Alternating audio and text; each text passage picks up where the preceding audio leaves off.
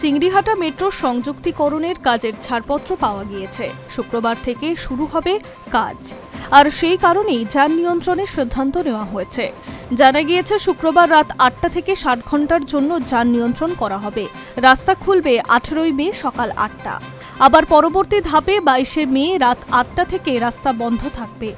রাস্তায় যান চলাচল স্বাভাবিক হবে 25 মে সকাল 8টায়। নির্ধারিত এই সময়ে বিকল্প পথে চলবে যান চলাচল। কলকাতা ট্রাফিক পুলিশের তরফে এই মর্মে একটি বিজ্ঞপ্তি জারি করা হয়েছে।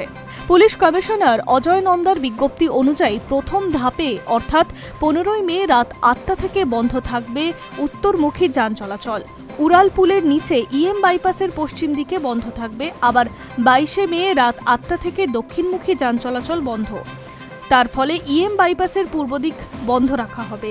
সল্টলেক এবং বিমানবন্দরের দিকে যাওয়া গাড়িগুলি বাইপাসের পশ্চিম দিকে বন্ধ থাকায় এনএক্স হোটেলের সামনে দিয়ে যাবে। সল্টলেক বা নিউ টাউনের দিকে বাইপাসে যাওয়া গাড়িগুলি একই রাস্তা দিয়ে যাবে। বাইপাসের দক্ষিণমুখী গাড়িগুলি নির্দিষ্ট পথেই চলবে। আবার দ্বিতীয় পর্যায়ে সল্টলেকে উল্টোডাঙ্গা বা বিমানবন্দরের দিকে যাওয়া গাড়িগুলিকে এনএক্স হোটেলের সামনে দিয়ে ঘুরিয়ে দেওয়া হবে। দক্ষিণমুখী গাড়িগুলি চিংড়িঘাটা ক্রসিং থেকে ঘুরিয়ে বাইপাসের পশ্চিম দিকে পাঠানো হবে। নিউ টাউন এবং সল্টলেকের দিক থেকে আসা গাড়িগুলি চিংড়িঘাটা ক্রসিং থেকে বাঁ দিকে ঘুরে যেতে পারবে। উত্তর দিকে যাওয়া গাড়িগুলি মেট্রোপলিটন ক্রসিং থেকে ইউটার্ন করতে পারবে।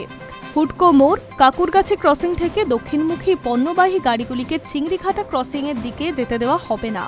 প্রয়োজনে পরিস্থিতি অনুযায়ী নিয়ন্ত্রণের সিদ্ধান্ত নেওয়া হতে পারে।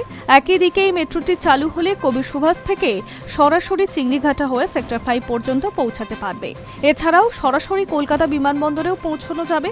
শোনা যাচ্ছে, সব ঠিক থাকলে দুর্গাপুজো বা বড়দিনের আগেই শহরবাসীর বড় উপহার হতে পারে এই মেট্রো রুট।